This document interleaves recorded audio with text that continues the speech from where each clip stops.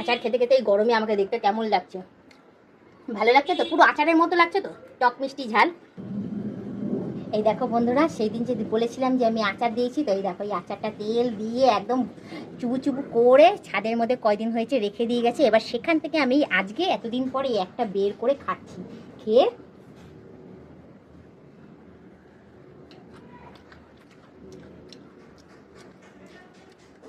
ও টেস্টটা তো দারুণ হয়েছে।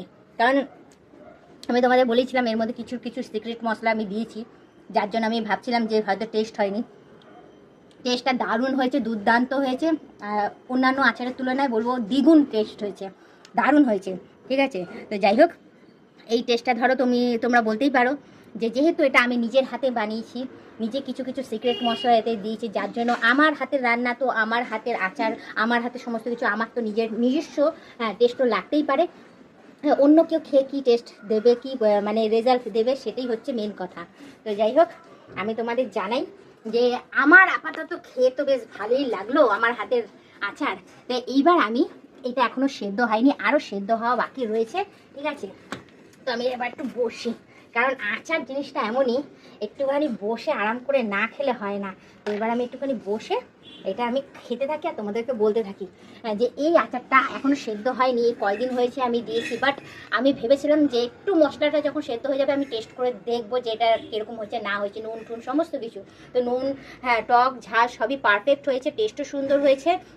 এবার একটু সেদ্ধ হওয়া বাকি আছে, একটু সেদ্ধ হয়ে গেলেই আমি কি করব, আমার বাড়ির লোককে আমি টেস্ট করাবো। ঠিক আছে, সবার আগে তোমার দাদাকে টেস্ট করাবো, কারণ সেই ব্যক্তিটাই আছে যে আমাকে সত্যি কথাটা বলবে। কারণ বাড়ির লোকেরা অনেকেই আচার খেতে ভালোবাসে, হ্যাঁ, তারা ভাবে যে টক আচার তো কোনো ব্যাপার না, অনেক কষ্ট করে বানিয়েছে, চলো আমি বলেই দিই যে ভালোই হয়েছে। তারা তো এইভাবে মন রাখার জন্য বলবেই যে ভালো হয়েছে। কিন্তু তোমাদের দাদা মন রাখার জন্য তো আর বলবে না, সে সত্যি কথাটাই বলবে। সবার আগে আমি তাকে টেস্ট করাবো, টেস্ট করিয়ে বলবো যে বাজারের আচারের তুলনায় আমার আচারটা কীরকম হয়েছে না হয়েছে, বাজারের আচারের টেস্ট কীরকম আর আমার আচারের টেস্ট কীরকম। ঠিক আছে, তো তুই অবশ্যই আমি ওর কাছ থেকে সেটা আমি জানবো। তো চলো এই আচারটা বয়ামটা আটকে নিই। ঠিক আছে, আরেকবার দেখিয়ে দিই তোমাদের আচারটাকে।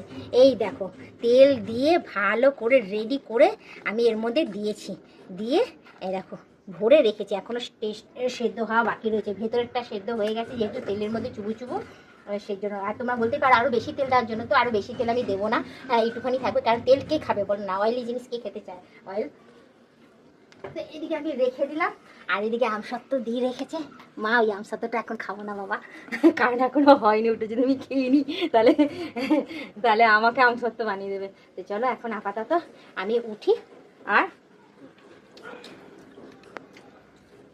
মানে আচারটা আমি খেতে থাকি। আর একটা কথা বলবো তোমাদেরকে, তোমরা কারা কারা আমার হাতের আচার খেতে চাও অতি অবশ্যই আমাকে কমেন্টে জানিয়ে দেবে। আর কারা কারা আমার কাছ থেকে আচার রেসিপিটা শিখতে চাও অতি অবশ্যই কমেন্টে জানিয়ে দিও।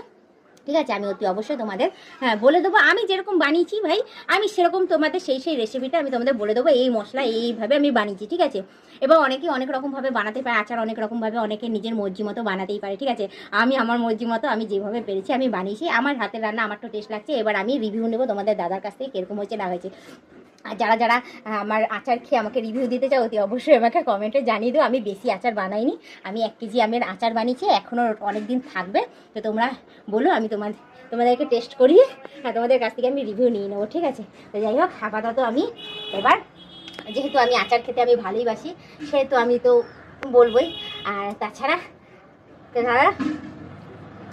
মানে আচারটা মুখ থেকে শেষ হয়ে গেলে না, আমার মনে হচ্ছে না আমি মুখের মধ্যে একটু নিয়ে নিই, এতটাই আমার ভালো লাগছে। কারণ আমি ঝাল বেশি খাই না, ঝাল আমি দিও নি, আর লঙ্কাও আমি খুব একটা দিইনি, পরিমাণ মতো সমস্ত কিছু দিয়েছি। হ্যাঁ, বলতে পারো আচারটা সেদ্ধ হলে একটু নুনটা একটু ঢুকবে ভেতরে, যেহেতু নুনটা একটু কড়া হয়ে গেছে, কারণ আমি ওর মধ্যে আরেকটা বিট নুন মিলিয়ে দিয়েছিলাম। তো যার জন্য ওই যে বললাম অনেকে বিট নুন দিতে চায় না, তো আমি বিট নুন দিয়ে দিয়েছিলাম। বিট নুন দেওয়ার জন্য টেস্টটা একটু দ্বিগুণ বেড়ে গেছে। ঠিক আছে, তো এটা আমি ওই আচারটাই খেতে থাকি। তা বেশি কথা না বাড়ি, শুধু একটুখানি বলবো, আচার খেতে খেতে এই গরমে আমাকে দেখতে কেমন লাগছে, ভালো লাগছে তো? পুরো আচারের মতো লাগছে তো, টক মিষ্টি ঝাল? যদি অবশ্যই কমেন্টে জানিয়ে দিও। ঠিক আছে, তো বেশি কথা না বাড়ি, শুধু বলবো আজকে ব্লগ ভিডিওটা এখানেই শেষ করছি। আবার অন্যদিন অন্য কোনো সময় আমি ব্লগ ভিডিও নিয়ে হাজির হয়ে যাবো। আজকের মতো টাটা, বাই বাই, সুস্থ থেকে বাবা, আমাকে দেখতে থেকো, আমার পাশে থেকে, আর আমাকে প্রচুর পরিমাণে সাপোর্ট করে এগিয়ে নিয়ে যাও।